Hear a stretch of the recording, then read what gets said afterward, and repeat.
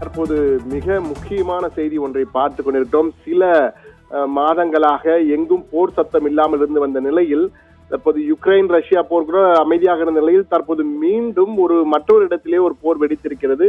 இது போர் என்று சொல்வதை விட அமெரிக்கா கடும் தாக்குதலை வெனிசுலா நாட்டின் மீது நடத்தியிருக்க என்றுதான் கூற வேண்டும். வெனிசுலாவிலே அமெரிக்கர்கள் பலர் அடைத்து சிறையிலே அடைக்கப்பட்டனர்.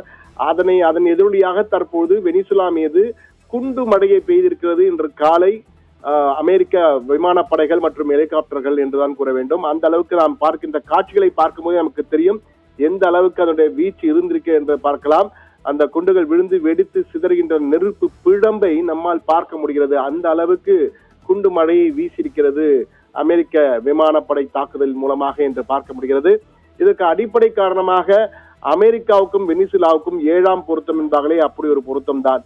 தொடர்ந்து இரு நாடுகளும் நானானியா என்று கருத்து வேறுபாடுகளை கொண்டிருந்தன. குறிப்பாக வெனிசுலா அதிபரான நிக்கோலஸ் மதுரோவை பதவியிலிருந்து நீக்க வேண்டும் என்பதற்காக அமெரிக்காவின் முன்னாள் அதிபர்களும் முயற்சித்தார்கள். தற்போதைய அதிபர் தீவிரமாக முயற்சித்து வருகிறார்.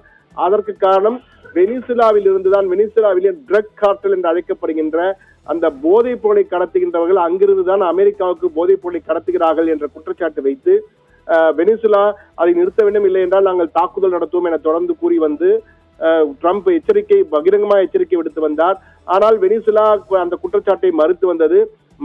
குறிப்பாக அதிபர் மதுரோ திட்டமிட்டு ட்ரம்ப் எங்கள் நாட்டை சின்னாபின்னாக்க வேண்டும் என்பதற்காகவே இது போன்ற குற்றத்தில் வைக்கிறார் என்று மறுத்து வந்தார் ட்ரம்பின் குற்றச்சாட்டுகளை. இந்த சூழ்நிலையில் தான் அமெரிக்கா திடீரென வெனிசுலாவின் கப்பல்கள் என்ற வகையிலே சில கப்பல்களை நடுக்கடலிலே அட்லாண்டிக் பெருங்கடலிலே அந்த கப்பல்களை சிறைப்பிடித்தன. அது மட்டுமின்றி வெனிசுலாவின் 3 பக்கங்களிலும் கடற்பக்கம் மட்டுமின்றி மற்ற தரைப்பகுதிகளிலும் அமெரிக்க படைகளால் சூழ்ந்து கொண்டிருந்தார். எப்போது வேணாலும் தாக்குதல் நடத்துவார் என்ற அச்சத்தை வெனிசுலாவின் மீது ஏற்படுத்தி வந்தார்.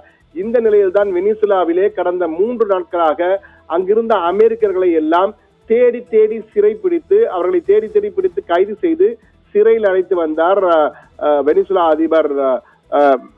அதிபர் நிக்கோலஸ் மதுரோ. அதற்கு காரணம் அமெரிக்கர்கள் திட்டமிட்டு வெனிசுலாவே உள்நாட்டு கலவரத்தை பீதியை ஏற்படுத்துகிறார்கள் என்றவரையே அவர்களை கைது செய்கிறோம் என்ற வகையில் அறிவித்து நிக்கோலஸ் மதுரோ அமெரிக்கர்களை தேடி பிடித்து கைது செய்து சிறையில் அடைத்து வந்தார். இதனால் ஆத்திரமடைந்த ட்ரம்ப் இன்று அதிகாலை வெனிசுலா நகரின்படி 4:30 மணி அளவுக்கு இன்று அதிகாலையிலே அந்த குண்டுகள் மூலமாக அந்த குண்டுகள் மழையை பெய்திருக்கிறார். நீங்கள் பார்க்கின்ற காட்சிகளை பார்க்கும்போது தெரியும் எந்த அளவுக்கு அமெரிக்காவின் போர் விமானங்கள் குண்டுகளை அடித்துக்கொண்ட.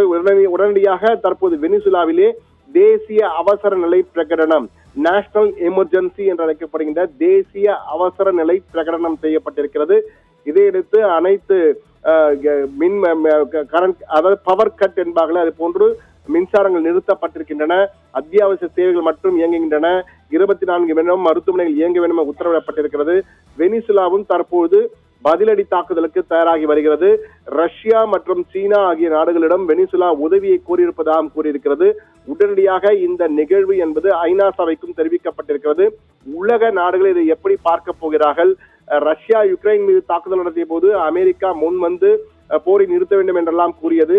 தற்போது அமெரிக்கா வெனிசுலா மீது தாக்குதல் நடத்தியிருப்பதால் ரஷ்யா முன்னின்று இந்த போரை நிறுத்த வேண்டும், இந்த தாக்குதலை நிறுத்த வேண்டும் என கூறுவார்களா, அல்லது சீனாவின் நடவடிக்கை எப்படி இருக்கும், இந்தியாவின் நிலைப்பாடு என்ன, மற்ற பெரிய வல்லரசுகள் எல்லாம் என்ன செய்ய போகின்றன, ஐரோப்பிய நாடுகள் அமெரிக்காவுக்கு துணை நிற்குமா அல்லது வெனிசுலாவுக்கு போகுமா என்ற கேள்விகள் எழுந்திருக்கின்றன.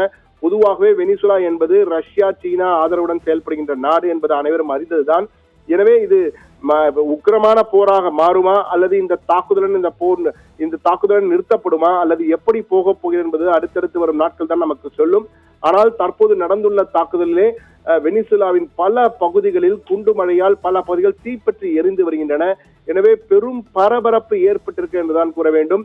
விமானங்கள் மூலம் அமெரிக்கா பெய்த குண்டு மழையால் வெனிசுலாவே தற்போது சின்ன பின்னமாகி கொண்டிருக்கின்றதான் கூற வேண்டும். அங்குள்ள மக்கள் எந்த கதையில் இருக்கிறார்கள், எத்தனை உயிரிழப்புகள், எத்தனை சேதங்கள், பாதிப்புகள் என்னென்ன இருக்கின்றன என்பது குறித்தெல்லாம் இனி சில மணி நேரங்கள் நமக்கு தெரிய வரும். ஆனால் தற்போதைக்கு வெனிசுலா முழுவதும் பெரும் பரபரப்பு ஏற்பட்டிருக்கின்றதான் கூற வேண்டும் நேயர்களே.